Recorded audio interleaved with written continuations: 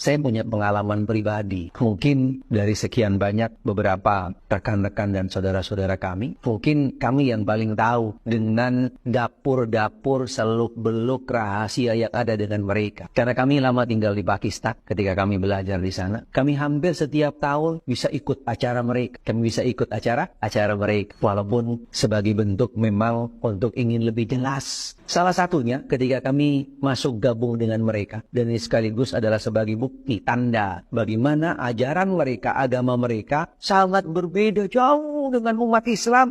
Apalagi dengan ahli sunnah. Kami ketika masuk izin kepada mereka, pakai bahasa mereka tentunya. Kami kenalkan diri, nama saya ini. Ahlan wa sahlan. Disambut oleh mereka. Kemudian yang kedua dia tanya, bagaimana syahadatmu? Dia tanya, saya berhenti sebentar. Kemudian saya jawab dengan diplomasi. Maksudnya kamu syahadat yang pakai aliyun, waliullah, begini, dan seterusnya. Ayo, benar, silakan, gabung. Wah, padahal kami nggak ngucapin syahadat.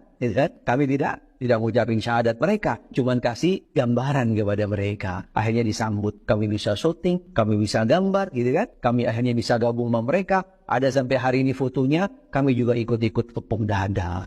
Kalau tidak, ada curigain, gitu kan. Curigain. Walaupun tujuannya adalah sebagai bentuk bagaimana kita ingin tahu kebenaran mereka. Ingin tahu apa yang ada di dalamnya. Karena tidak semua pada waktu itu mahasiswa bisa masuk. Hadir aja tidak gampang. Karena alhamdulillah selain nama dan muka kami diterima sama mereka. Mukanya mirip gitu kan. Kalau yang lain kan masih dicurigain. Wah, jangan-jangan kamu beda nih. Ini poin yang penting yang kami ingin sampaikan. Syahadatnya saja mereka sudah berbeda. Syahadat mereka sudah berbeda. Ini pokok inti. Dan ini pintu gerbang. Ini jalur yang akan bisa membedakan seseorang muslim, non-muslim, atau berada di agama lain. Karena dengan syahadatnya. Kalau kita umat Islam, syahadatnya cuma dua rukunnya. Syahadat tauhid dan syahadat rasul. Tapi kalau mereka, ada yang 3, 4, sampai 5. Selain mereka mengagungkan Ali sebagai waliullah, Fatimah hujjatullah, kemudian mereka lanjutkan sebagai bentuk daripada konsekuensi syahadat yang mereka bacakan, Abu Bakar wa Umar, Hafsah wa Aisyah finnar. Ini wajib mereka baca ketika di dalam mengucapkan syahadat. Jadi mengkafirkan Abu Bakar dan Umar serta putri-putrinya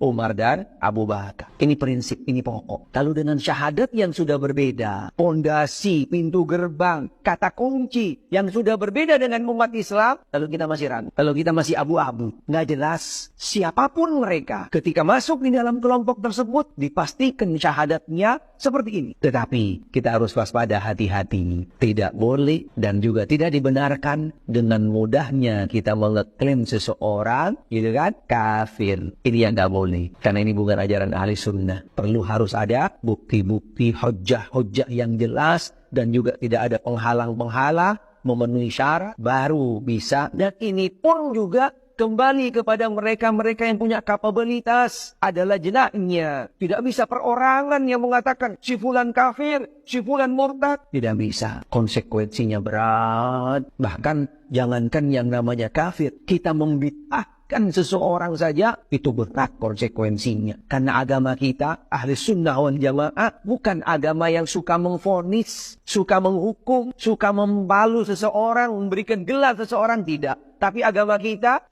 ahli sunnah wal jamaah, manhaj kita adalah manhaj yang mengajak seseorang kepada cahaya as-sunnah. Mengajak seseorang kepada yang namanya al-haq. Ini manhaj kita, ini metode kita. Jangan sampai salah. Jangan kita terbawa oleh yang namanya opini, isu, dan yang lainnya. Sehingga kita mudah mengeklaim, mudah menuduh, mudah membid'ahkan, apalagi sampai memurtadkan dan mengkafirkan. Na'udzubillah min dzalik. Kita harus hati-hati. Kita harus waspada.